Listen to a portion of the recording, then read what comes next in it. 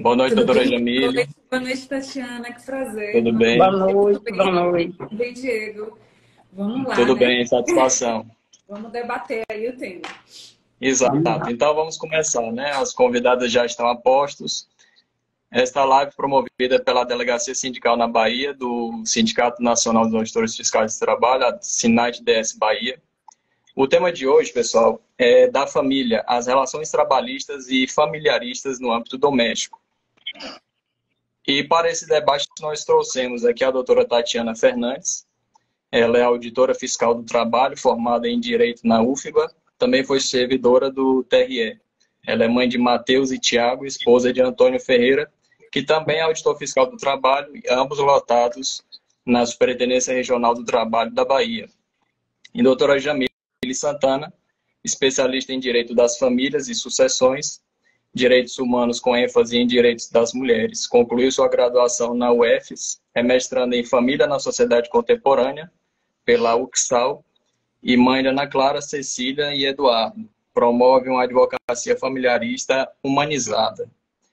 Bom, então esse tema a gente tem acompanhado.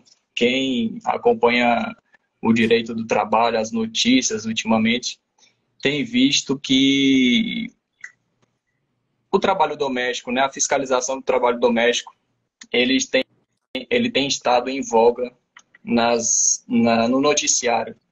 E tem surgido também algumas notícias relacionadas ao trabalho doméstico análogo ao escravo. E, para isso, trouxemos essas duas especialistas no assunto. E esse ano agora, de 2023, nós estamos completando 10 anos da Emenda Constitucional número 72, de 2 de abril de 2013. Essa emenda, 10 anos atrás, ela veio a equiparar efetivamente os direitos dos domésticos, né? Aí incluso não só as trabalhadoras domésticas, as empregadas domésticas, como também os empregados domésticos, os homens, né? Mas o tema de hoje é mais especificamente em relação às mulheres empregadas domésticas, porque são a maioria, né? Eu diria assim, grande parte dos trabalhadores que trabalham dentro da casa das famílias, fazendo uma faxina, cozinhando, enfim, esse tipo de prestação de serviço. Bom, eu queria começar aqui dando as boas-vindas às nossas convidadas e, claro, as considerações iniciais de cada uma, podemos começar com a doutora Tatiana. Boa noite, doutora Tatiana. Boa noite. Boa noite, colega. Boa noite, doutora. Meu nome é Tatiana Fernandes. Eu vou fazer uma breve audiodescrição. Eu sou uma mulher parda, de cabelo cacheado. Estou usando um brinco de pedra, uma blusa preta. E ao fundo está uma parede branca. Dá para ver um pedaço de uma cama, porque eu estou num quarto de hotel. Eu estou numa semana de operação, fazendo fiscalização, né, no interior da Bahia.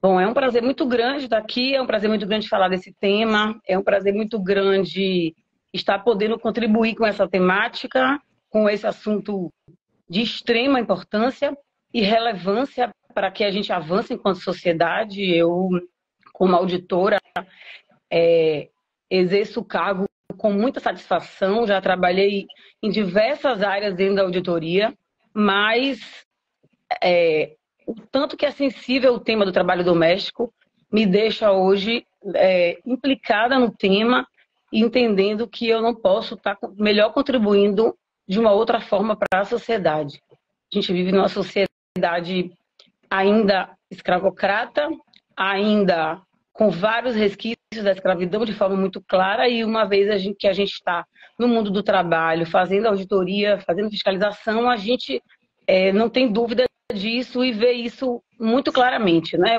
Se a gente presta atenção nas relações de trabalho ao nosso redor, a gente consegue verificar essas diferenças e essa necessidade, né, de um aprofundamento e de uma consciência da sociedade, né? Então, a gente vive numa sociedade em que a gente gente precisou chegar em 2015 para que as trabalhadoras tivessem os seus direitos não igualados, mas próximo disso. Enquanto a gente tem a classe trabalhadora lutando pelos seus direitos, a gente tem uma classe que ainda luta para ter os direitos iguais aos outros trabalhadores. Então, eu sou muito feliz de estar trabalhando nesse projeto com colegas brilhantes e ter tido o espaço dentro do Ministério do Trabalho de estar trabalhando com esse tema. Muito bem, Então, doutora Tatiana. Exatamente. Como você falou, digamos assim, é um projeto relativamente novo, né, da fiscalização do trabalho doméstico, e até então tinha aquela coisa de como se fiscalizar o trabalho doméstico, se é uma relação de trabalho que é exercida dentro da casa de uma família, e tem aquela questão da inviolabilidade do domicílio, tudo isso, né? Mas isso aos poucos vai sendo trabalhado, e em instantes a gente vai abordar essas nuances, né, do trabalho doméstico, como é que se dá a fiscalização e tudo mais. Doutora Jamile Santana, suas considerações iniciais. Boa noite, muito obrigado por aceitar o nosso convite. Obrigada também ao Senad pelo convite. Assim, foi um tema, né, que entrou numa pauta assim, e às vezes a gente até precisa realmente que os holofotes se voltem para determinadas causas, e foram duas causas que a gente chamou a atenção com isso, né? Tanto na esfera do direito do trabalho, quanto na esfera também do direito familiarista, do qual eu sou especialista, porque a gente tem aí dois polos que eles não podem eles não podem entrar em debate. Na realidade, a gente precisa distinguir essas duas relações, as relações afetivas e as relações trabalhistas, para que nas duas esferas as pessoas que têm direitos em esferas distintas consigam alcançar, né, os direitos relativos àquela área. Então, assim, é um prazer muito grande estar com a Tatiana aqui, né, alguém que eu li em uma matéria assim, há 2 dias atrás, e hoje a gente está aqui em razão até da urgência, né, de se tratar disso. Fazer uma breve apresentação, vocês já falaram aqui do currículo, mas agora eu vou me descrever. Eu sou uma mulher branca, estou usando um blazer verde, colar, brinco, cabelos lisos, ao fundo eu tenho a logo aqui do meu escritório. Estou no meu escritório, assim também como Tatiana, em serviço, né? Porque a gente inicia nosso serviço, cada um na sua esfera aí, e a gente ainda está conectado no serviço a essa hora. E acredito que a gente também vai tratar até um pouco disso, né, Tatiana? Até da divisão sexual do trabalho e como isso implica também para as mulheres que vivem em trabalho em ambiente doméstico. Então, assim, é um prazer participar desse debate e diferenciar, né, a relação trabalhista e a relação afetiva no âmbito do doméstico. Muito bem, então vamos, feitas as devidas apresentações, vamos começar propriamente. Quando fizemos, né, a divulgação da live e tudo, o pessoal mandou perguntas, né? Então a gente vai trazer aqui essas perguntas, que eu acho que fica mais interativo, né, para a gente fazer essa live de forma interativa. Bom, temos aqui aí eu vou dividir nas perguntas entre a doutora Tatiana e a doutora Jamile, conforme o assunto, né, da área de cada uma, a gente vai promovendo essa divisão de perguntas. Eu tenho aqui a primeira pergunta, essa aqui eu acredito que seja mais para fiscalização, né, no caso da doutora Tatiana. Como é a fiscalização de uma relação doméstica, né? Isso dentro daquilo que a gente acabou de abordar, da questão da inviolabilidade do domicílio, que é um direito constitucionalmente garantido, né? A família, a pessoa, e como é que a fiscalização consegue, né, adentrar esse domicílio, precisa de uma ordem judicial ou não, ou dá para exercer essa atividade mesmo sem uma ordem judicial, para tratar exatamente sobre isso. Eu queria que a doutora Tatiana abordasse um pouco dessas especificidades dessa fiscalização doméstica. Tá. Bom, a fiscalização do trabalho doméstico se dá em duas, digamos assim, duas vertentes. A gente tem a fiscalização a partir de uma denúncia de trabalho análogo, que aí a gente tem que tratar com a maior urgência e tem que enfrentar, formar uma equipe. E, e temos a fiscalização do trabalho doméstico de rotina, como a gente chama, uma planejada. A gente seleciona um prédio, um condomínio e fiscalizamos. Fiscalizamos as relações de lá. Vou falar um primeiro momento sobre as denúncias de trabalho análogo. A gente recebe denúncia, a gente recebe a notícia de que tem um possível caso e planejamos como verificar se essa notícia é pertinente, né? Se aquele crime de fato está acontecendo. Então, diante de uma denúncia sólida, é feito um pedido ao juiz de autorização judicial para a gente entrar na casa. A gente sabe que quando um crime está sendo cometido, não se tem o asilo, a casa pode ser violado, né? Esse crime precisa ser apurado. Então, a gente tem uma autorização judicial e essa autorização permite que a gente vá averiguar sem maiores problemas. Não é controverso a necessidade dessa autorização judicial de fato para a gente entrar na casa, uma vez que, apesar de ser um ambiente familiar, está tendo uma relação de trabalho que está acontecendo ali dentro. Então, a fiscalização do trabalho, a fiscalização trabalhista, deve acontecer em todos os lugares onde haja relação de trabalho, né? Então, mas como o caso é controverso, a gente se sente mais seguro, enfim, a gente vai fazer esses resgates com autorização judicial sempre, como foi o caso que vem sendo comentado ultimamente. A fiscalização de rotina, a gente faz sem entrar na residência, a gente não tem necessidade, a gente aborda as trabalhadoras quando está chegando no trabalho, quando está saindo, depois a gente notifica os empregadores a apresentarem os documentos. Certo. No caso, essa liminar, né, que você comentou, ela é feita por intermédio do Ministério Público, é isso? O Ministério Público entra com pedido ao juiz, o Ministério Público do Trabalho, não é isso? É uma cautelar, né? Uma ação cautelar que o Ministério, em geral, o Ministério Público do Trabalho faz esse pedido para fazer essas apurações de trabalho análogo escravo. Formamos uma equipe, então existe um protocolo que a gente segue para poder fazer essas ações. E a gente tem órgãos parceiros, apesar da nossa competência para fazer o resgate efetivo, a gente trabalha sempre com as parcerias do Ministério Público do Trabalho, da Defensoria, dos órgãos de assistência social, para a gente ter efetividade. Então, o Ministério Público do Trabalho, nessa equipe, tem essa competência de solicitar cautelar ao juiz e a gente inicia os trabalhos com essa cautelar em mãos.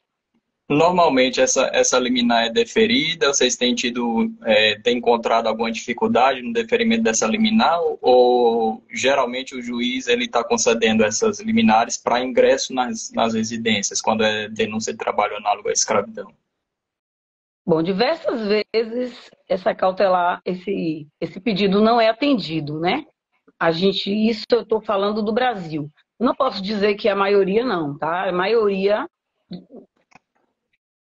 uma grande parte das cautelares são concedidas pelo juiz e a gente fica com essa cautelar em mãos. Mas existem alguns casos em que não são, que não é concedido. A gente soube agora, com muita tristeza, de 3 casos de negativa lá em Minas Gerais.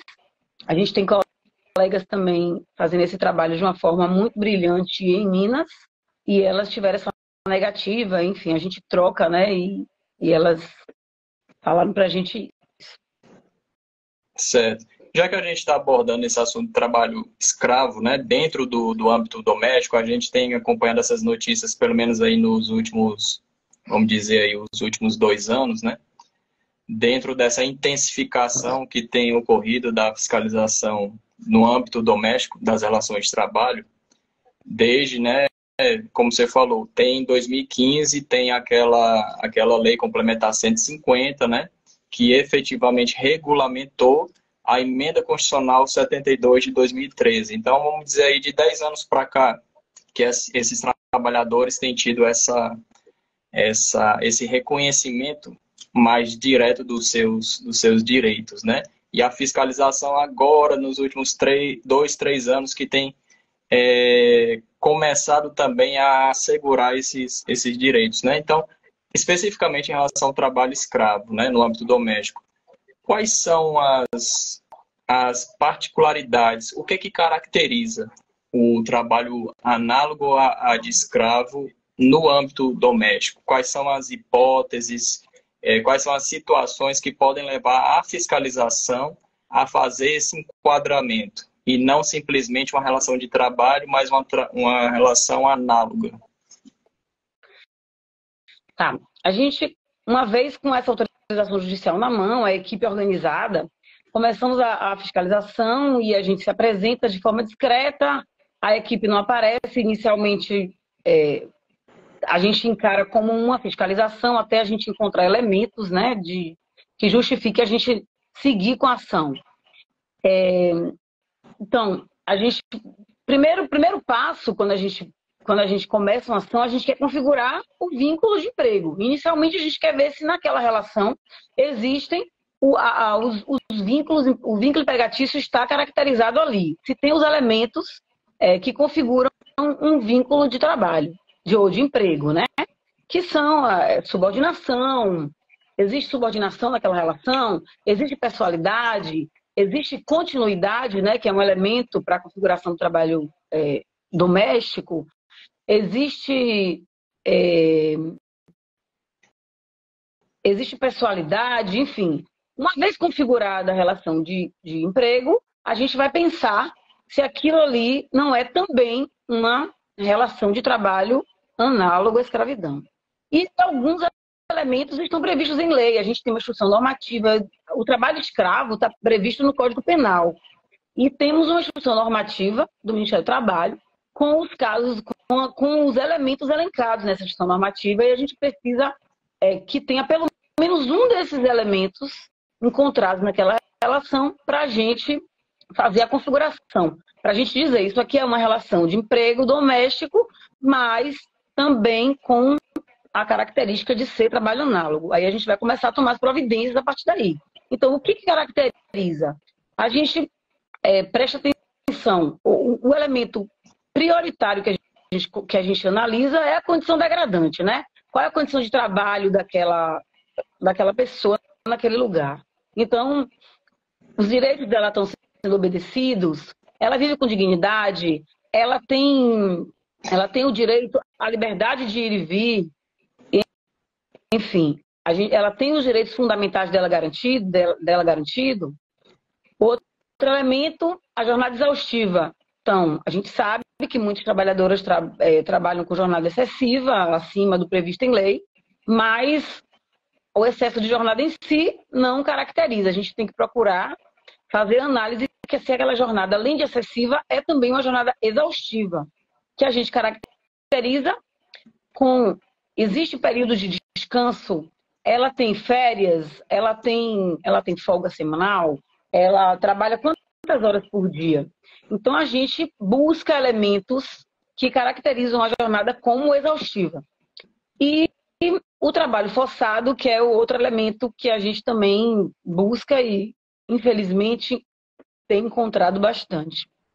Que é quando a pessoa, a trabalhadora, o trabalhador, a trabalhadora, não tem condições, né? O trabalho forçado, analisado, trazido para a atualidade, a gente não analisa aquela corrente que a gente via lá com os escravos, nem precisa ter porta trancada, mas a gente enxerga na relação elementos que deixem a pessoa presa naquele lugar. E aí pode ser qualquer motivo. A gente encontra hoje principalmente corrente psicológica, né? Que é o fato da pessoa não ter condição de estar em outro lugar. Ela fica presa. No caso que está na mídia hoje, a gente tem que foi para lá, que veio de uma situação de vulnerabilidade, que foi morar numa casa e não tinha liberdade e foi educada a partir dos 7 anos a entender que o certo, que o correto, que o justo, que o lugar dela era viver ali sem sair, sem liberdade. Então ela não tinha condição e discernimento, não foi dada a ela a oportunidade de entender o lugar dela, de entender quem ela era e quais os direitos dela. Muito menos o direito de saber que pode abrir a porta e sair a hora que ela quiser, né? E não era o que acontecia. Então, a gente fala muito dessa corrente psicológica, que é o que a gente costuma ver também nesse trabalho, né?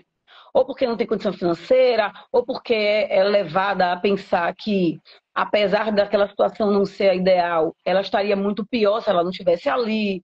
Enfim, uma série de coisas que a pessoa, que as trabalhadoras ouvem desde criança, e aquilo vai se repetindo até a idade que for. E isso forma uma corrente psicológica na cabeça dela que inviabiliza qualquer possibilidade dela desempenhar o direito à liberdade que todo ser humano tem. Uhum. Muitas vezes a própria trabalhadora ela não tem consciência da sua condição, né? E Sim. como você falou, tem situações possíveis que podem caracterizar o trabalho análogo, né? Então, por exemplo, você falou jornada exaustiva, degradância, enfim, mas não que tenha que estar tudo isso reunido, né? Pode ser uma situação de jornada exaustiva já ser suficiente para fazer essa caracterização, né? Assim como as demais situações. Bom, doutora Jamile, vamos à pergunta aqui direcionada à doutora Jamile. Em relação, né, trazendo agora para essa situação, né, que a gente verificou essa semana e que ganhou bastante o noticiário dessa situação que a doutora Tatiana acabou de falar, né, dessa trabalhadora que desde os 7 anos de idade ela foi, né, ela foi dada pelo pai para uma família. E desde então, desde os 7 anos, atualmente ela está com 53 anos de idade. E ela foi trabalhar para essa família sem receber salário, uma série de questões, né? Aí nós vimos que no início desse mês, agora de julho, o juiz do trabalho, julgando a causa, inocentou a patroa dessa condição de submissão do trabalho análogo a escravo em relação a essa trabalhadora, né? Alegando que ela seria uma pessoa quase da família, né? Pelo que nós vimos da decisão, rapidamente, dizia lá mais ou menos isso, que ela era uma pessoa quase da família, não tinha essa vontade para trabalhar, chegou muito cedo, era uma criança, enfim. Eu queria que a doutora Jamile comentasse um pouco do que é essa filiação socioafetiva, né? Em relação, considerando essa decisão que foi dada pelo juiz, e eu queria que a doutora abordasse um pouco dessa questão. Então, a filiação, ela pode se dar por diversas origens, né? Atualmente, a Constituição Federal, ela entende que a filiação ela não deve ser só, né, no caso, reconhecida de maneira biológica. Então, os filhos eles podem ter outra origem. Então, podem ser, por exemplo, filhos adotivos, né, que passam por toda um trajeto jurídico, processual para aquela condição. E a gente também fala da socioafetividade, que também pode ser reconhecida atualmente em cartório ou judicialmente, ou mesmo que não reconhecida pelo Poder Judiciário, ela também pode ser posteriormente, a pedido, por exemplo, do filho, até mesmo pós-mortem, ser reconhecida.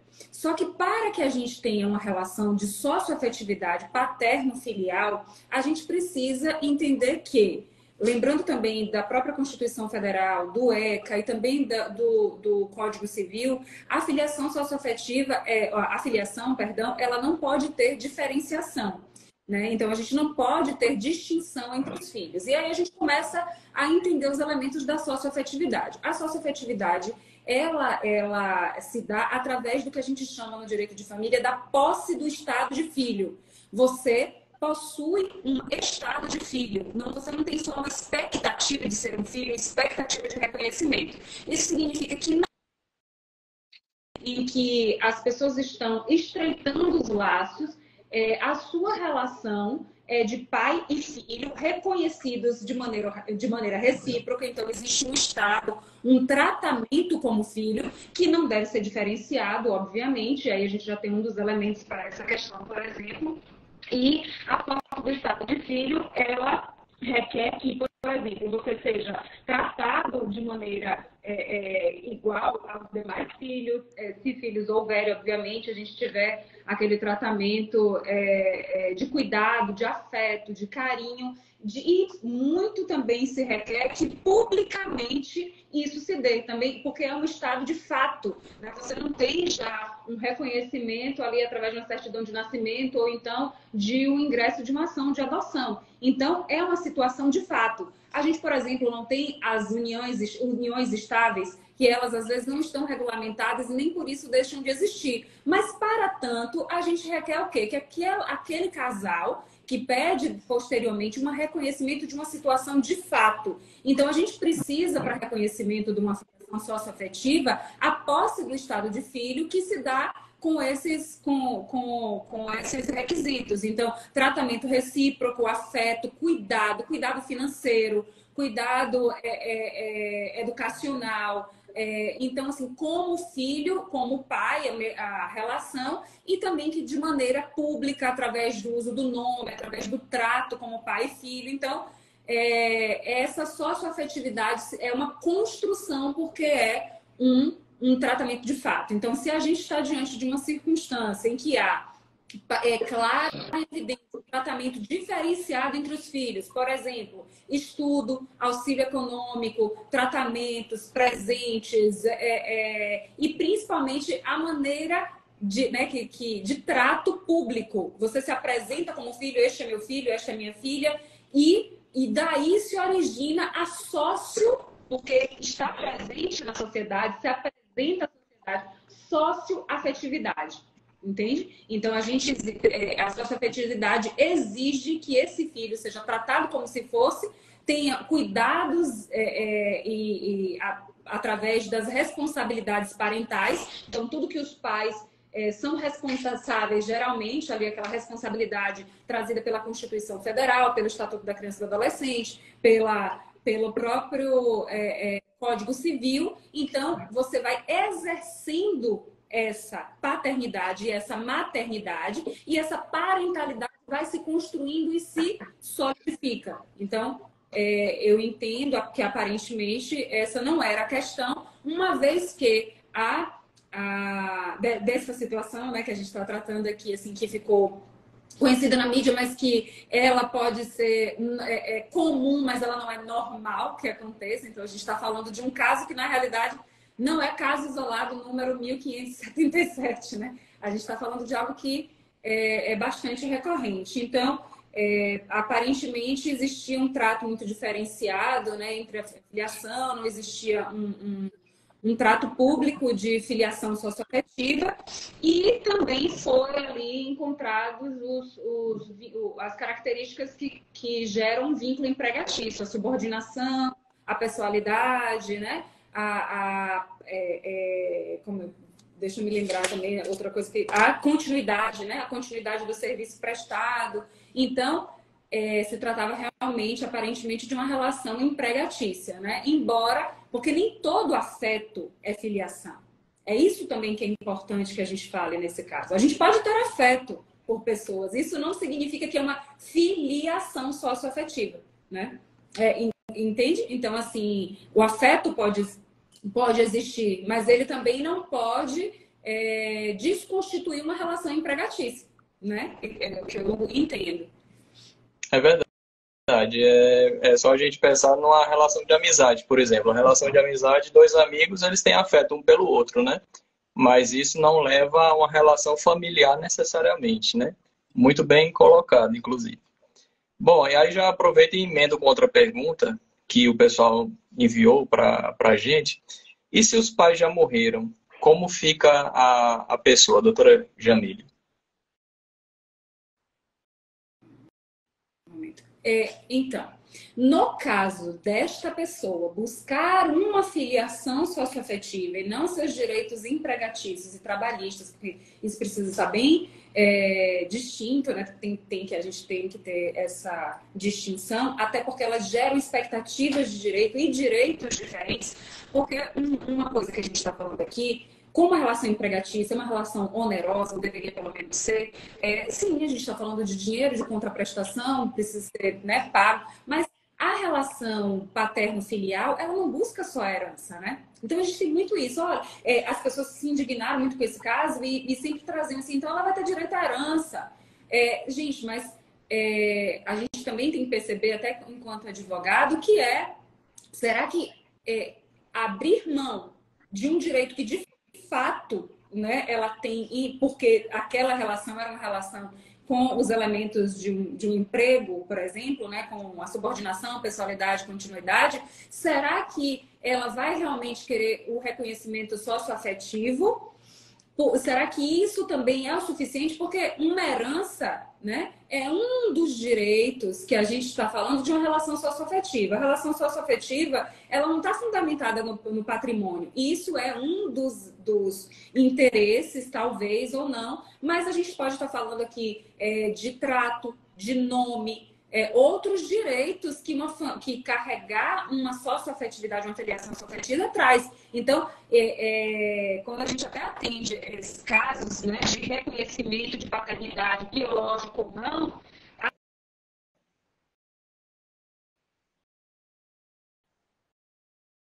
Acho que deu um probleminha na conexão, vou ver se a gente consegue recuperar.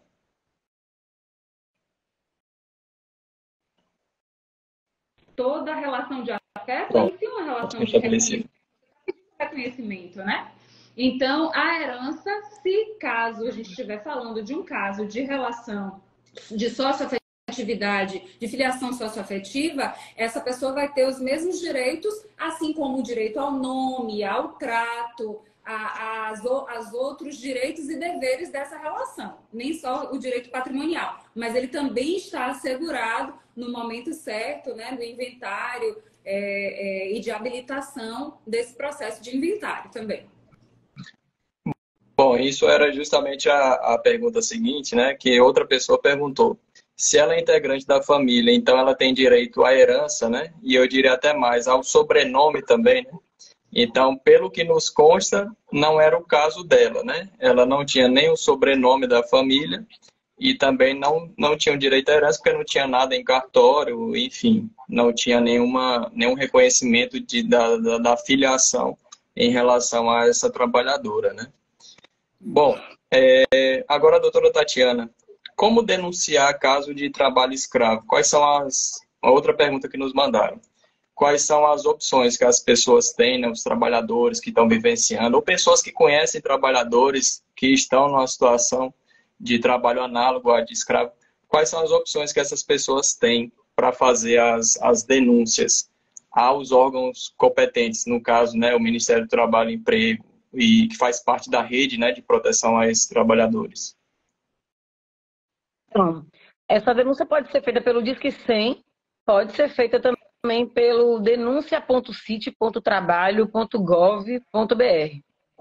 São os nossos canais, né, de canal para... Certo, então é o site e o telefone, né? Então, Disque 100 é o telefone e o site denuncia.cite, denuncia.trabalho.gov.br, né? Perfeito. Bom, depois a gente pode até deixar na descrição do vídeo, né? Acho que vai facilitar para quem for ver posteriormente esse vídeo, esses canais de denúncia. E tem outra pergunta aqui, similar ao que já foi feita, a outra pergunta que já foi feita, né? Mas vamos mencioná-la, né? Como se dá uma operação em âmbito doméstico? Né, eu acho que já falou bastante, né, doutora Tatiana, mas a gente, se quiser complementar com algum detalhe que tenha esquecido e tal, porque também uma operação já envolve outros órgãos, né? Enfim, eu até falar, né, pessoal, se vocês tiverem qualquer dúvida, quiserem fazer qualquer pergunta, é só colocar aí na descrição, nos comentários, que a gente pode citar essas perguntas aqui ao vivo no chat, tá bom? No final a gente pode fazer essa... Mas aí, para isso, mandem as perguntas. Então, como é que ocorre uma operação dessa, né? Tem uma questão logística, envolve outros órgãos, quanto tempo que dura uma operação dessa? Só esses detalhes aí para a gente fazer esse complemento em relação à fiscalização do âmbito doméstico, mas no caso aí é quando é denúncia de trabalho escravo, né?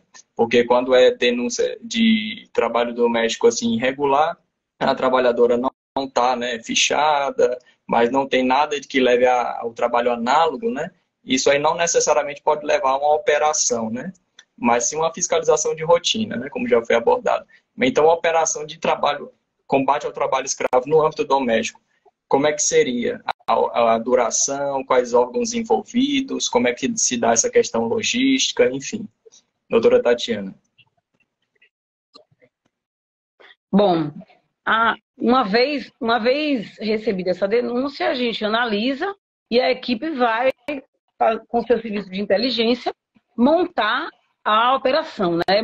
Montar aquela ação. Como é que vai acontecer? Isso vai depender muito de quais elementos que a gente tem na denúncia. Então, a gente faz pesquisas, a gente avalia a localização, a gente vê, né, quantas pessoas a gente julga ser necessário para aquela ação, se o lugar é perigoso, se não é, se é num prédio, num apartamento de um prédio, se é uma casa na rua, enfim. As situações são as mais variadas. Então, a gente precisa sentar, a equipe senta, faz um estudo de tudo que aconteceu, busca, se o denunciante deixou o telefone, a gente busca o máximo de informações possíveis, enfim.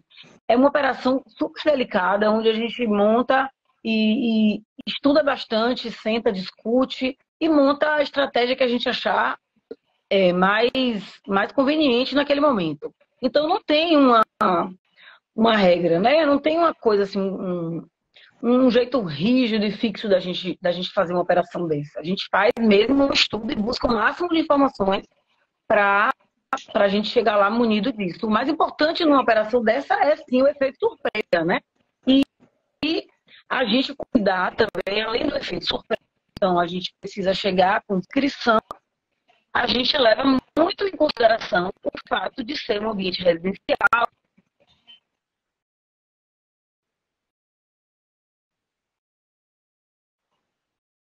Temos aí um probleminha na conexão da doutora Tatiana, vamos ver se a gente consegue restabelecer o sinal.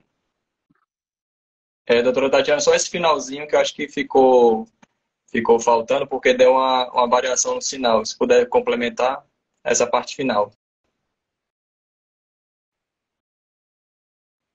Oi, voltei? Voltou. Só um complemento, só nessa parte final que ficou com a variação. Tá. Eu estou dizendo que a gente precisa montar uma operação, né? É uma coisa muito delicada, a gente precisa ter muito cuidado, e isso a gente tem em todas as ações, a gente tem muito cuidado, porque a denúncia pode não ser verdadeira, pode ser um vizinho que não gosta, enfim, pode ser qualquer situação. Então, o que a gente faz? A gente monta com muita discrição. A gente sempre está com o acompanhamento da polícia, né, para nossa segurança, mas a polícia está nos arredores, não se apresenta de modo inicial, a gente vai, duas auditoras, ou um procurador, de forma discreta, conversamos, chegamos na porta, tentamos entender, falamos que é uma fiscalização, jamais nos apresentamos como investigadores de trabalho análogo, de jeito nenhum. Se a gente chega lá e estamos diante de um caso onde não é situação de trabalho análogo, a gente vai com a mesma descrição que a gente chegou, a gente sai. Isso aconteceu, inclusive, aqui onde eu estou hoje. A gente fez uma operação que não era o caso de trabalho análogo. Existiam várias irregularidades na relação, mas não era trabalho análogo. A gente conversou com as trabalhadoras, conversou com a família do empregador e com a mesma tranquilidade a gente foi embora e marcou prazo para que a situação fosse regularizada. E talvez ele não saiba, se não assistir essa live, que a gente tinha essa denúncia, né? Essa coisa que a gente precisava apurar. Então, é mais ou menos assim. Certo. Eu acho que deu para compreender como é que funciona, assim, em linhas gerais, essas operações, como é que funcionam essas operações, né? No caso específico dessa empregada, né, que a gente viu essa decisão que foi dada agora recentemente pelo juiz do trabalho, me parece que a doutora Tatiana participou, né, desse operativo e tal. Quais foram os direitos dessa empregada que foram sonegados, né, que não foram pagos, que não teriam sido pagos, né, ao longo dessa relação que a gente viu que o juiz negou essa relação, né? Mas dentro da visão da fiscalização, quais seriam esses direitos que teriam sido sonegados a essa empregada ao longo de todos esses anos? Ela não teve nenhum direito trabalhista garantido. Eles não tratavam ela com os direitos todos, com os direitos trabalhistas garantidos. Ela simplesmente estava lá para servir a família durante todo o tempo, com total disponibilidade, né? E não teve nenhum direito garantido, sequer o direito de ser considerada trabalhadora, né? Ela não tinha liberdade, ela não podia sair na hora que ela quiser, ela não podia sair. Ela dormia no quarto junto com os netos da empregadora e ela não recebia salário, fazia todas as tarefas da casa. Enfim, era uma trabalhadora de modo muito claro, com todos os elementos de uma relação de emprego e todos os elementos também de uma situação de trabalho análogo à escravidão. Eu vi alguns trechos, né, do relatório, me parece que ela fazia jornadas de até 15 horas diárias, não é isso? Sim. Ela acordava cedinho, 6 horas ela começava a trabalhar e gostava de assistir a novela e depois da novela ela já não trabalhava. Mas nunca teve férias, nunca... Mas a novela é de noite, né? A novela já era de noite. A novela da noite, a última novela, né? Ela assistia a última novela e depois ia dormir. Mas ela nunca saiu de férias, ela nunca teve uma folga semanal. Cuidou dos filhos dos patrões, não é isso? Ela cuidou dos filhos e cuidou dos netos. Quando a gente chegou na casa, tinham os empregadores, né? Os dois senhores, o casal, e uma hora na casa também estavam, no momento, os 2 netos.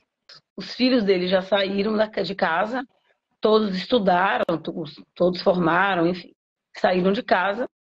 Uma das filhas foi morar no exterior e as duas pessoas que moravam lá, os 2 netos que moravam lá, a mãe estava fora e eles viviam com os avós e com ela, e com a trabalhadora, que fazia tudo, né? Que servia aos netos. A neta já era adulta, já tinha 20 e poucos anos na faculdade, ela criou a menina também. E o outro, se não me engano, tinha uns 10 anos, 11. E foi engraçado que a gente estava na ação e lá, enquanto a gente entrevistava a trabalhadora, o menino já pedindo coisa, pedindo café, pedindo, sabe? Enfim, era uma coisa muito clássica, muito típica, de fato. Uhum. A relação de emprego e a relação de trabalho análogo. Bom, então, realmente, numa situação dessa, né, doutora Jamile, como é que fica, porque foi dada uma decisão, né? Essa decisão é uma decisão de primeira instância, dada pelo juiz do trabalho, né? Então, pelo aspecto processual da ação, há chance de recurso, esse recurso provavelmente será feito ou não será feito, quais seriam as chances de reverter uma decisão como essa, né? Esse processo, se ele for entrado com recurso, ele vai subir para qual tribunal, né? A gente viu que é uma decisão dada em Salvador, né? Na vara da 13ª Vara do Trabalho de Salvador. Exatamente. Então, traga para a gente, por gentileza, essas questões, né, processuais, se há chance de recurso, se há chance, né, de conseguir reverter possivelmente ou não uma decisão dessa, e para qual tribunal que cairia uma apreciação desse recurso.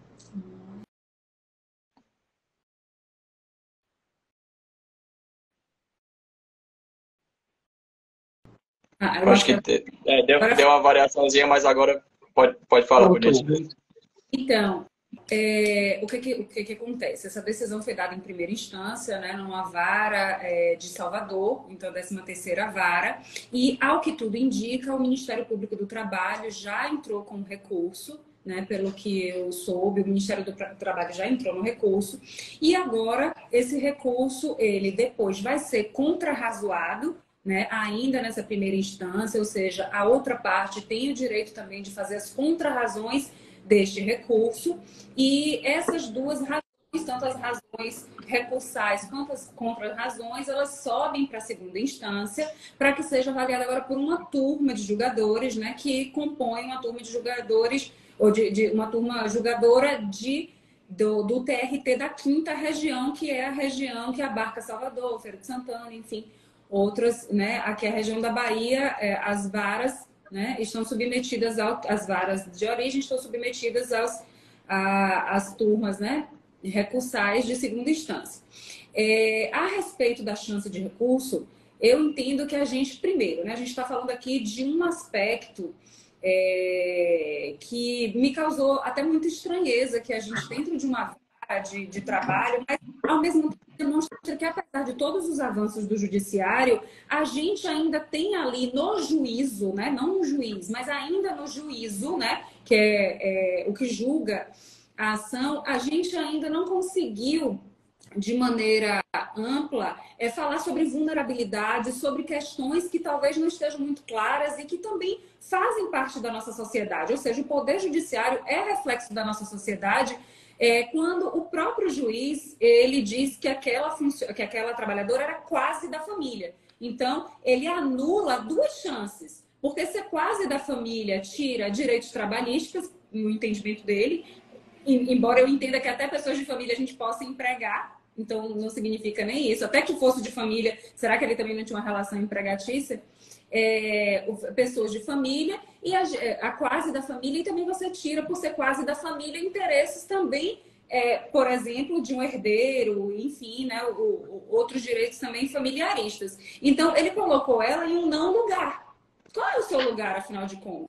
E o não lugar dessa mulher é exatamente isso mesmo, olha, se conforme, porque você tem um não lugar gerado por uma gratidão. Então, a gente te tirou de uma situação e nisso existe uma troca, e que a troca é o seu serviço como gratidão eterna. Porque nem você tem uma situação de família reconhecida, porque tempo houve, né? Se você tem uma criança de 7 anos de idade que chega na sua casa, houve tempo de um reconhecimento, e se não reconhecimento documental, pelo menos um reconhecimento público no trato, como a gente falou. Então, essas duas instâncias não foram garantidas a ela. Então, eu entendo que a gente tem, sim, grandes chances de reversão disso em segunda instância, e ainda temos, recentemente, o posicionamento do TST no reconhecimento e durante uma decisão das empregadas domésticas como a trabalhadora de mais vulnerabilidade, tanto no racismo, né, tanto em relação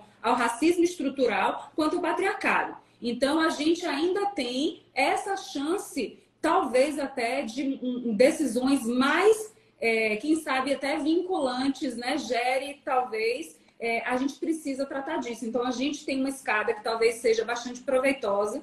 Eu espero que isso seja debatido e que esse caso, embora eu não quisesse que ela esteja passando por isso, né? Para que seja mártir de algum caso, enfim, o emblema, mas a gente precisa aproveitar o momento para fazer esse debate, sim. Então, para mim, há chances, porque o juiz não declarou, afinal de contas, nem era papel dele também declarar que ela era da família, afinal de contas, isso se dá em outra instância, mas esse quase da família diz muito sobre o Poder Judiciário. Eu espero que o TRT da quinta região honre o trabalho da Auditoria Fiscal do Trabalho, que honre o entendimento do próprio Ministério Público do Estado da Bahia e o trabalho também, e que honre também o próprio reconhecimento do TST a respeito da vulnerabilidade das empregadas domésticas em relação ao racismo estrutural e ao patriarcado, que a gente realmente está diante das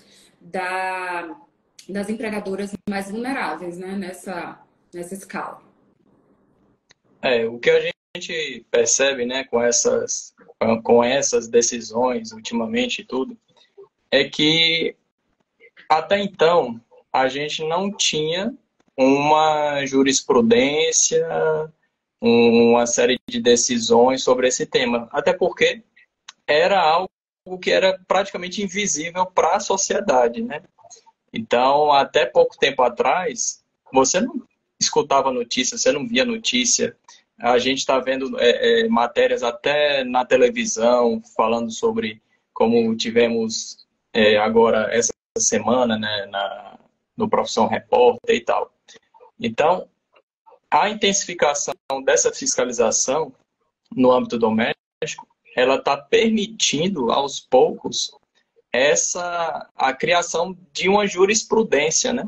Nesse sentido, a Auditoria Fiscal do Trabalho, né, a inspeção do trabalho no Brasil, porque é um serviço, né, nacional, federal, a inspeção ela está permitindo a construção dessa jurisprudência. Então, a gente está vendo aí que ela está na vanguarda nesse protagonismo desse enfrentamento, né, dessa abordagem, dessa verificação de cumprimento de direitos trabalhistas, porque ela fazendo essas fiscalizações, ocorre uma judicialização, aquilo ali cai para um juiz decidir, aí, inconformada a parte, recorre para o tribunal, quem sabe até aquilo ali, como a doutora Jamile falou, chega a um tribunal superior, quem sabe até, em última instância, ao STF, ao Supremo, para a criação de repente, um entendimento vinculante, uma súmula, sei lá, alguma coisa, né? Mas nem que não seja o caso de um entendimento uniforme, vinculante, mas que cria uma jurisprudência, né? Então, nesse sentido, eu acho brilhante, né, esse trabalho que tem sido feito pela Inspeção do Trabalho, e graças a Deus, né, a gente dá graças a Deus que isso tenha acontecido, porque é uma categoria que a gente vê aí no Brasil, milhões de trabalhadores, né? E que até então eram praticamente invisíveis, não tinham, a começar, os direitos mínimos garantidos, equiparados a trabalhadores urbanos e rurais, trabalhadores comuns, mas que de 10 anos para cá, especificamente na Emenda Constitucional 2013, Lei Complementar 150 de 2015, então, de lá para cá, e com a intensificação da fiscalização nos últimos 2, 3 anos, esses trabalhadores começam a ser enxergados pela sociedade e começam a ter seus direitos efetivamente postos em prática, né? A duras penas, como a gente está vendo, mas isso aí é algo, né, que requer tempo, que demanda tempo, porque, como a doutora Jamile também abordou aí, a nossa sociedade, ela foi escravocrata, né? E por muito tempo, né? E aboliu a escravidão tardiamente, depois de muitos outros países, né? Então, a gente tem uma liberdade, digamos assim, dos trabalhadores recente, que na prática não tem sido efetivamente uma liberdade, né? Por quê? Porque à medida que não tem os direitos assegurados, você não pode dizer que é uma liberdade plena. E como está lá na lei dizendo que está assegurado aquilo ali, né?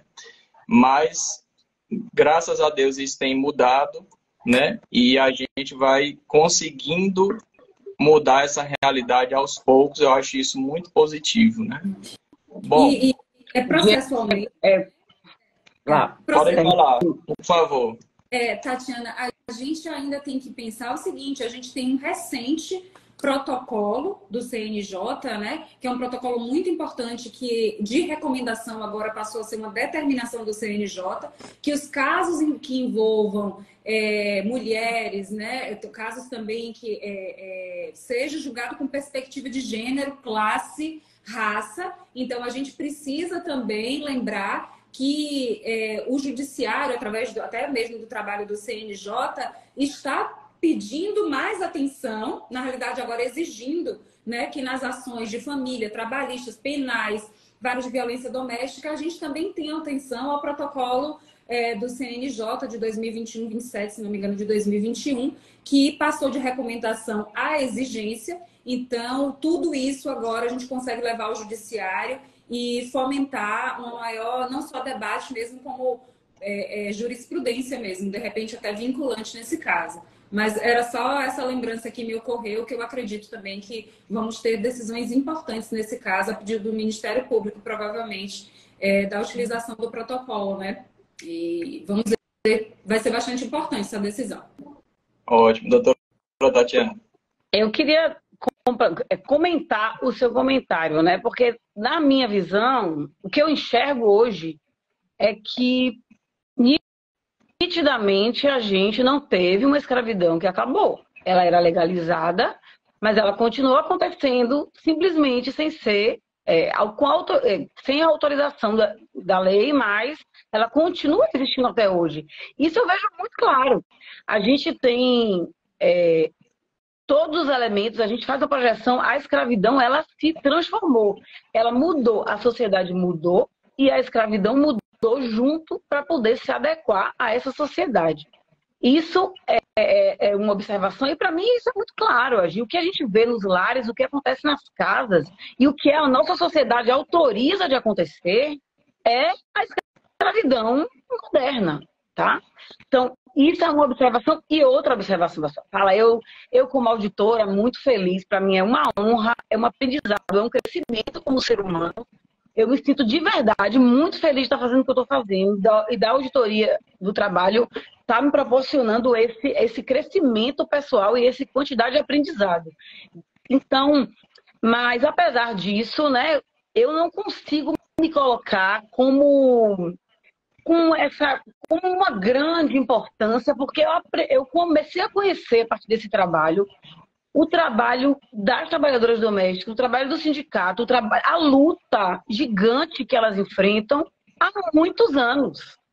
E hoje as condições foram favoráveis para a gente dar a nossa pontinha de contribuição para a guerra que elas vivem, sabe? A gente tem mulheres incríveis, incríveis nessa luta.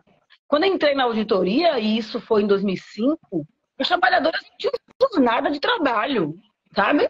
Eu entrei na auditoria em 2005 e algumas coisas me causavam indignação e eu nada podia fazer, porque a legislação dizia, ok, ela não precisa ter jornada de trabalho, ela pode trabalhar a hora que for. Isso em 2005. A trabalhadora doméstica passou a ter... Foi em 2005. Não, eu acho que foi em 2005. Em 2005 eu entrei na auditoria e isso era autorizado. Foi em 2015. Em 2005, se não me engano, a gente teve uma importante decisão que naquela época eu era muito mais jovem e fiquei chocada que era autorizado o desconto de 20% do salário das empregadas domésticas para compra de material e de higiene. Eu me lembro alguma coisa desse tipo, eu fazia direito na época. Sim. E o choque ser cortado. E não era repassado. Além de tudo, além de ser um absurdo, não era repassado, com certeza, a ela nenhum desses materiais, nada desse tipo. Então, era para alimentação e material de higiene, vocês pagavam, todo mundo pagava. Inclusive, eu conheço pessoas de classes sociais e inclusive, funções públicas que pagavam 20% a menos para as suas funcionárias, isso em 2005. Então, você falou do ano, e se não me engano, houve a ascensão do presidente Lula à época para extinguir esse de cortar 20% do salário. Quer dizer, ainda eu me lembro disso bastante claro, e aí depois a gente teve toda essa engrenagem de mudança legislativa, né? Pois é, então eu trabalhei como auditora de 2005 até 2015, lidando com essa autorização de jornada, de não ter jornada definida. Então, a partir de 2015, a gente tinha como auditor o dever de fazer essa fiscalização. E isso só foi acontecer de modo efetivo a partir de 2021. Então, assim, apesar de eu me orgulhar muito do trabalho, de eu me orgulhar muito da auditoria, de eu assim, achar que o Ministério do Trabalho está dando um espaço incrível para o trabalho ser realizado, eu ainda me considero, como servidora pública, com uma dívida social muito grande com as trabalhadoras. O fato da gente ter deixado de fiscalizar de 2015 até 2021 era para a gente, no dia seguinte de 2015, botar a pastinha debaixo do braço e tentar fazer alguma coisa. Enfim, estamos aí correndo atrás do tempo perdido para poder amenizar essa dívida, mas a gente precisa de mais colegas. Estamos próximos a um concurso público acontecer e 950 auditores entrarão. Eu espero que uma grande parte disso seja destinado a se somar a equipe de fiscalização do trabalho doméstico para a gente, de fato, conseguir virar essa página, porque é muito triste o que a gente vive hoje. É muito triste a gente fazer análise do que a gente vive hoje. Quando eu tomei conhecimento da sentença desse juiz, eu olhei e eu tive um misto de sentimento, eu fiquei triste, eu fiquei, enfim. Quando a coisa começou a repercutir, eu comecei a ficar quase feliz com aquilo. Por quê? Pela repercussão que foi criada, pela imposição de que as pessoas pensem sobre o assunto, porque ele tomou a decisão, mas esse pensamento não é só dele. E a gente que está na ponta sabe. Esse pensamento dele é o pensamento de muita gente, eu não vou falar em percentuais, mas é do pensamento da maioria dos vizinhos, dos nossos vizinhos, a maioria. Por quê? Porque essa mulher estava trabalhando nessa casa, mas isso era autorizado. Pessoas frequentavam essa casa. A sociedade autorizou que aquilo acontecesse, sabe? Então, assim, a gente precisa que o judiciário mude, tem muito que caminhar. O que aconteceu foi, de fato, um absurdo, é uma decisão absurda, mas a gente tem em todos os órgãos pessoas com a mesma mentalidade. E pessoas ao nosso redor, nas nossas famílias, nos nossos vizinhos, nossos amigos. Então, a gente precisa desembaçar os olhos. A gente precisa desembaçar os olhos dos nossos vizinhos, dos juízes, de todo mundo. Para a gente virar essa página é uma coisa coletiva. Então não adianta a pessoa, sabe, a gente precisa que todo mundo entenda a gravidade do que a gente está acontecendo. A gente vive numa sociedade onde existe escravidão. E isso a gente não pode esquecer amanhã. O ideal era que a gente não descansasse enquanto isso, essa página não fosse virada. Então, claro, a gente tem um juiz que vai decidir, com uma decisão dessa, ele está dizendo, a sociedade é escravocrata e eu autorizo que ela continue assim. Mas a gente precisa entender que a decisão é dele e é de muita gente. A gente está onde a gente está. Duas reflexões precisam ser feitas nessa sentença. Uma é o conteúdo, a gente precisa debater como está na mídia. Mas eu queria aproveitar a oportunidade para colocar um outro incômodo que me deu, muito grande enquanto auditora, né? Que é outra coisa que, como a gente está numa live do Sindicato dos Auditores, a gente precisa colocar em pauta de uma forma muito grande também, que é o papel da auditoria, o trabalho que a gente realizou e o que foi feito com o trabalho que a gente fez. Então, para a gente falar dessa sentença específica, desse caso específico, fomos 4 auditoras, numa equipe montada com muito cuidado.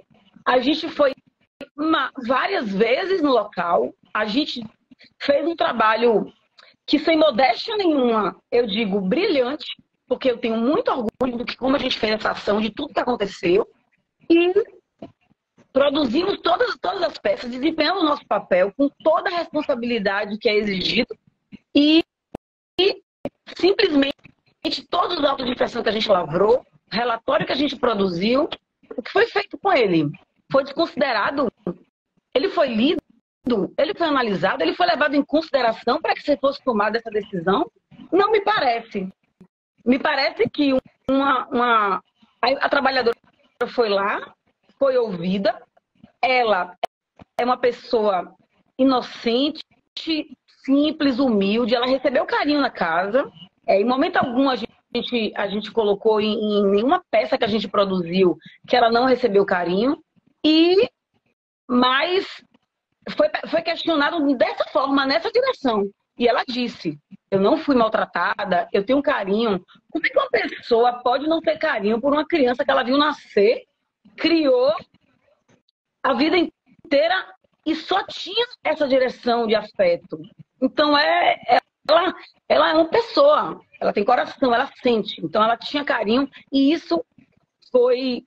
Todo o nosso trabalho, tudo que a gente produziu foi colocado... Essa informação que ela deu foi sobreposta. Ela e outras colhidas ali em audiência. Então, eu acho que é muito importante a gente debater de forma institucional e com a sociedade qual é o papel da auditoria, né? Porque isso é muito grave. O Estado gastou dinheiro, paga meu salário para a gente fazer esse trabalho. A gente estuda, a gente gasta tempo, a gente toma treinamento, sabe? No momento que a gente produz tudo que a gente produziu e o resultado é esse, existe o quê? o que o Estado investiu foi jogado fora. Isso não tem validade nenhuma. Então, assim, isso eu estou falando da auditoria, mas a gente também tem o Ministério Público, também tem a assistência social, também tem outros órgãos envolvidos. E tudo isso foi ignorado, né? Foi ignorado. Porque eu não posso acreditar com o que eu li, que tudo que a gente escreveu, todos os depoimentos colhidos, tudo que foi dito pela própria empregadora. Depoimentos do próprio empregador estão lá nos nossos relatórios, né? Demonstrando. Coisa me chamou bastante atenção, por exemplo, foi o dormitório que o beliche, acho que alguma coisa assim, que foi adquirido com o dinheiro, se não me engano, da assistência social, do benefício, né? Do benefício dela emergencial, do benefício emergencial, e nem ela escolheu, nem ela comprou, nem ela pode dispor desse dinheiro. E são tantas as evidências, essa foi uma coisa emblemática, assim, entre tantas outras, né? E que como a gente ainda precisa combater o entendimento de que esse é o não lugar mesmo, esse é o seu não lugar, como a gente está envolvido por uma escravidão contemporânea que cega e que trata as coisas comuns como normais. Bem, isso ser comum, excelência, não é ser normal. Isso não está dentro de uma normalidade. Isso é comum porque a gente nunca saiu de uma escravidão. Escravidão é essa que no dia seguinte não oportunizou nada a ninguém. Simplesmente saiu uma lei e no dia seguinte, num país continental, tudo continuava a acontecer, né? Sem nenhum tipo de assistência à época. Então, assim, essa coisa do benefício foi uma das coisas que me deixaram, assim, era tão evidente, né, o controle, inclusive, econômico dos próprios únicos proventos que ela teve como a assistência emergencial na pandemia, né?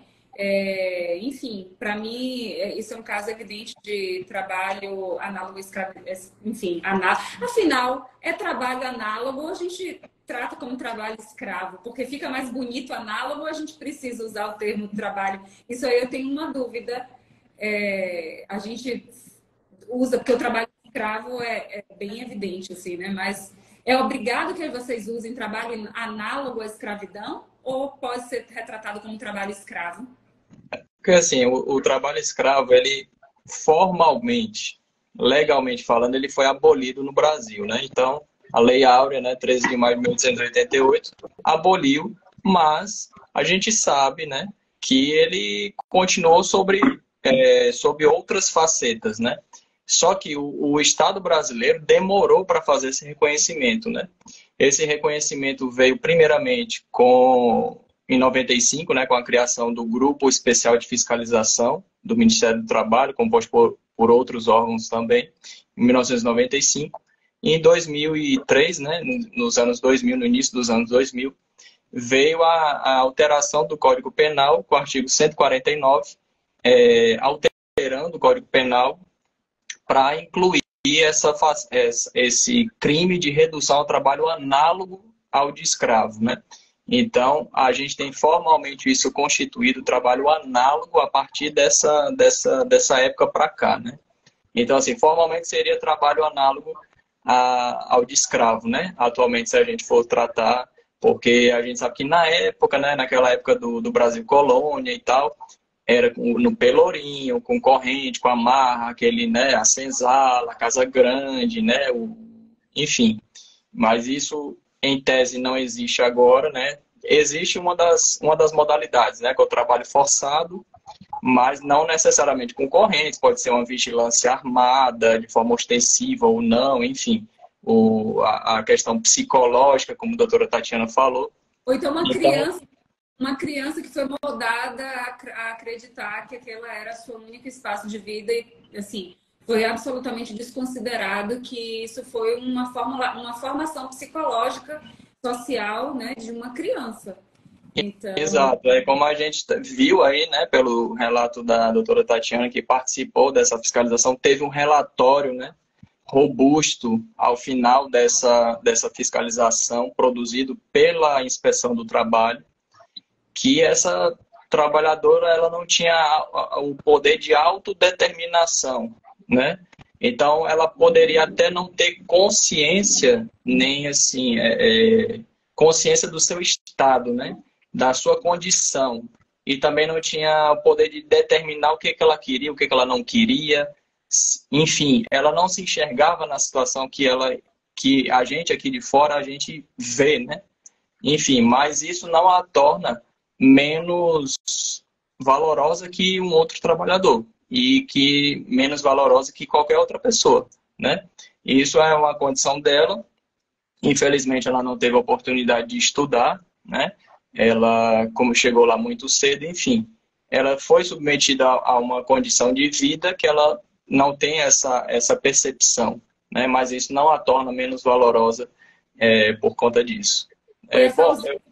Questão pessoal também, a percepção pessoal de que ela sofreu também não é uma exigência de que você esteja numa situação irregular, ilegal, enfim. Então, como até a Tatiana falou, e a gente pontuou, a relação que se estabeleceu, né, e a ausência de entendimento do que acontece naquela relação não retira ali o crime que foi cometido, né? Então, eu até tentei comparar isso, por exemplo, com um crime até de sequestro. Então, assim, não é porque você não sabe que você está em cativeiro que aquilo não está acontecendo, né? Então, não é porque você estabeleceu uma relação ali com seu sequestrador qualquer que isso vai ser salvo-conduto para o que está acontecendo. Se existe irregularidade, ela tem que ser reconhecida, né? Exato. Bom, chegamos aí um pouco mais de 1 hora de duração da live. Registrar aqui a participação, né, a audiência muito boa que nós tivemos ao longo dessa live que estamos promovendo. Registrar a participação de muitos auditores, né, doutora Luciana de Santa Catarina, via aí Graça Porto, né, da Bahia, doutor Anastácio, nosso delegado sindical aqui da DS Bahia, participando aí efetivamente nos comentários. Queria agradecer a participação das nossas convidadas e começando com a doutora Tatiana, a gente vai abrir aqui para as considerações finais sobre esse tema, que é um tema muito delicado, né? Delicado, e a gente está vendo que ele está em voga no noticiário. Doutora Tatiana, então, a gente abre para as suas considerações finais. É isso. Eu só tenho a agradecer o espaço, agradecer ao Ministério do Trabalho de eu poder estar usando a minha força de trabalho nessa direção, dando essa contribuição. Agradecer às trabalhadoras por eu estar podendo também, né, através do que elas passam. Eu tive um acolhimento muito grande. Agradecer ao Sindicato das Trabalhadoras Domésticas, que assim, tem um papel muito importante no nosso trabalho também. A gente tem uma troca muito interessante. Agradecer a todo mundo que está assistindo e pedir que denunciem, que olhem para o lado, que olhem para... Primeiro, olhem para as trabalhadoras domésticas que trabalham na sua casa, e depois olhem para os vizinhos de todo mundo que está ao redor, né? E façam os paralelos, busquem o conhecimento, porque é realmente muito triste o que a gente vive hoje, sabe? É muito triste a gente saber que a gente vive em 2023 com um trabalho análogo à escravidão tão do lado. Não existe só no mundo rural, existe na cidade. Os resgates foram feitos em bairros nobres, em bairros não tão nobres, mas dentro das capitais, né? E em todos os estados do Brasil. Então, denunciem, ajudem a gente virar essa página e fiquem indignados. Isso é muito positivo, né? Muito positivo. É verdade. O primeiro passo para a mudança é não se conformar com a situação, né? Aproveitando até o gancho da doutora Tatiana, em relação ao que ela falou da denúncia, frisando aqui, né? Nem todos os casos vão cair necessariamente no trabalho análogo à escravidão. Isso no âmbito doméstico, como nos demais âmbitos também, né? Essa verificação vai ser feita em loco pela inspeção do trabalho, pela auditoria fiscal do trabalho, né? Então, se ela se encaixar essa situação numa das hipóteses legais de submissão ao trabalho análogo à escravidão, aí sim será feita essa caracterização e será feito o resgate desse trabalhador, dessa trabalhadora, né? Então, é por isso importante, quando se for fazer a denúncia, fazer a denúncia de forma bem detalhada, não economizar nas palavras, dizer pormenor, né, de cada situação vivenciada pelo trabalhador, pela trabalhadora, para que a fiscalização ela tenha condições de saber como é que está de forma ali no dia a dia aquela trabalhadora, né? Que possa ser feito também esse trabalho de inteligência, né? Por parte da inspeção, de apuração correta, minuciosa daquela relação de trabalho, tá bom? A gente vai deixar depois na descrição os canais de denúncia, né? Tanto o telefone como o site para ser feita essa denúncia, se for o caso.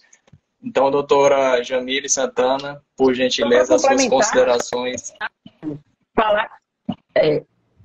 Só para complementar a fiscalização, dizer que a denúncia pode ser anônima e que mesmo e não precisa ser anônima, porque a gente tem o dever funcional de manter sigilo sobre tudo que a gente faz. Sim. Então, é importante, né? Se a pessoa quiser, ela pode fazer anônima, mas se puder que não seja anônima, a gente tem o dever funcional de manter o absoluto de todos os envolvidos na ação, de todos os denunciantes, de tudo. Exato. Então, muito bem colocado. Essa denúncia, inclusive, pode ser feita de forma anônima, né? E mesmo que não seja feita de forma anônima, que a pessoa se identifique, a Inspeção do Trabalho, a Auditoria Fiscal do Trabalho tem um dever funcional de garantir o anonimato daquela pessoa, né? Aquela pessoa não vai ter, de forma alguma, a sua identidade revelada. Muito bem colocado. Então, doutora Jamile Santana, por gentileza, as suas considerações finais. Foi um prazer estar aqui conversando com vocês e conhecer mais do trabalho da auditoria, né, que é um trabalho muito importante, e falar que para o direito de família, essa decisão de colocar uma pessoa em um quase parentesco, né, ela é quase da família, acho que foi a expressão utilizada pelo magistrado,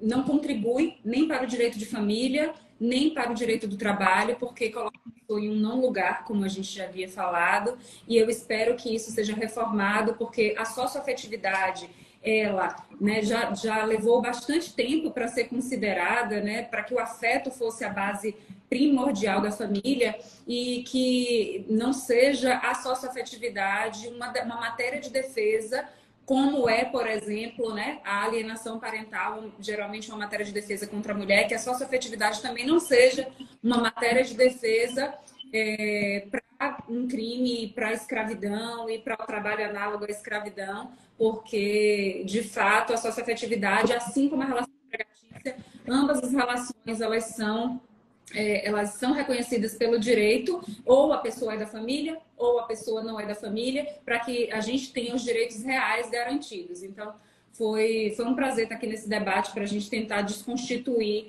essa servidão de gratidão, né? E que torna essa pessoa, enfim, uma não pessoa, posso dizer. Agradeço imensamente ao convite. Muito bem. Então, em nome da Delegacia Sindical na Bahia, SINAT-DS Bahia, Sindicato Nacional dos Auditores Fiscais do Trabalho, a gente quer aqui agradecer a participação da doutora Tatiana Fernandes, auditora fiscal do trabalho, lotada na Superintendência Regional do Trabalho da Bahia, com sede em Salvador, doutora Jamile Santana, advogada especialista em Direito das Famílias e Sucessões, também com atuação em Salvador. Então, muito obrigado por aceitar o nosso convite. A gente agradece também imensamente a participação, a disponibilidade e esperamos poder contar com as duas futuramente, né? Se surgir mais alguma abordagem em relação a isso ou outros temas, se for o caso, a gente espera sempre poder contar com as nossas convidadas. Agradecer também a participação dos nossos espectadores. Estou vendo aqui que muitos auditores participaram, pessoas da sociedade civil, operadores do direito, estudantes da área do direito. Então, muito obrigado, pessoal, pela participação de todos e com isso a gente encerra a nossa live. Muito obrigado. Obrigada. Boa noite. Boa noite.